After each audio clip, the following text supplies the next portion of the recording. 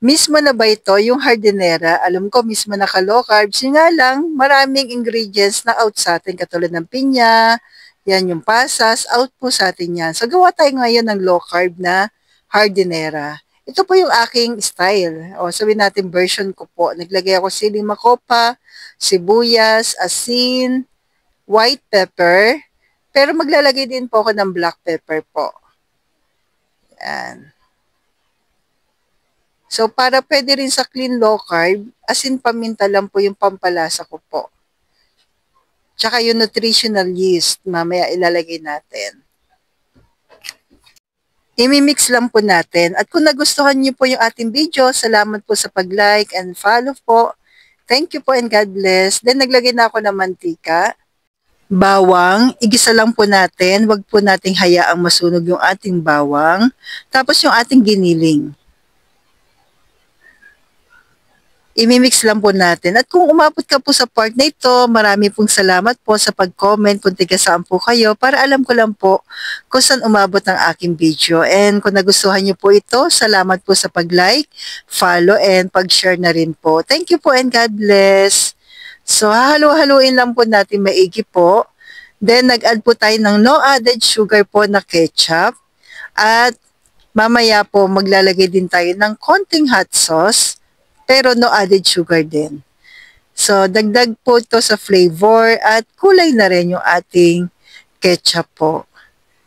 Ang maganda lang po dito, no added sugar po siya, kaya pwede po sa ating mga naglo-low carb. Ito po ay available sa Grindahan. Nutritional yeast, yan po, dagdag natin din pampalasa. Masarap yan ka-low carbs at pwede po yan sa atin. Masarap to sa meat, sa fish, maging sa gulay yung nutritional yeast. Then, haluin lang po natin maigi. Ito na po yung ating hot sauce. Optional lamang po ito. Pero, no added sugar po yan, kaya pwede pa rin po sa atin. Pero sa totoo lang, hindi naman siya sobrang anghang no hot sauce ng Grindahan. Tama lang. Kaya kayang-kaya po yan, kahit sa kids kaya po. Pero kung ayaw nyo po, okay lang naman. Haluin lang po natin maigi.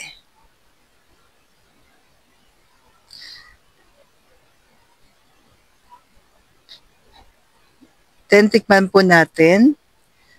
At okay na po siya, pero may konting tabang. Matabang lang siyang konti, kaya mag-a-add pa rin tayo ng cheese dito po. Para po dagdag din pang binder yung ating cheese na i-add po natin.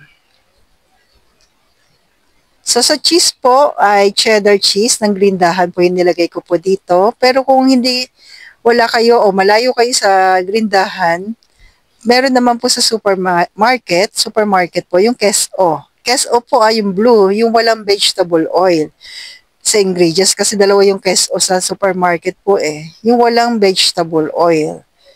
Yan.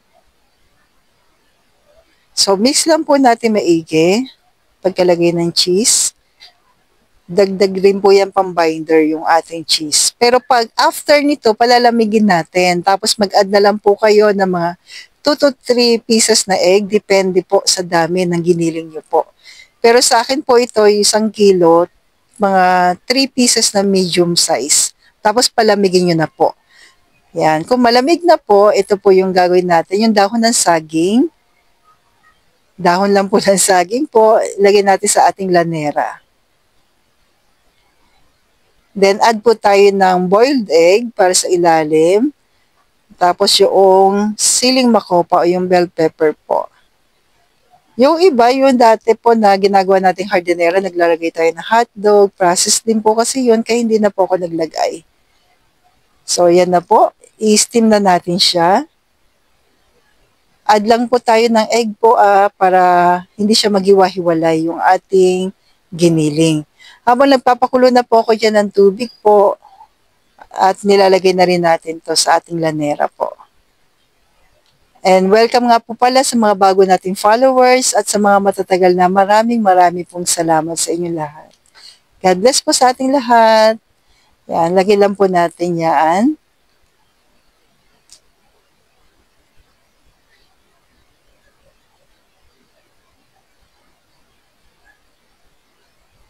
Then, i-steam po natin ng mga 15 to 20 minutes po. Pero nasa inyo po, depende rin kasi sa laki ng lanera natin. So, sa akin yung tamang laki lang po ito, yung regular na size. Then, in-steam na po natin, i-steam na pala ng mga 15 to 20 minutes. Then, eto na po. Meron na po tayong low carb po na hardinera. Alisin lang natin yung excess oil. So, nawa po nagustuhan niyo po. Pwede siyang pang stock sa rep, pang baon. Yan. At least meron na po kayong isin na po na iinitin niyo na lamang po kung gusto niyo po. Yan. Pwede na rin natin i-stock sa rep. So, stay healthy, stay low carb po, and God bless po sa ating lahat. Love you all.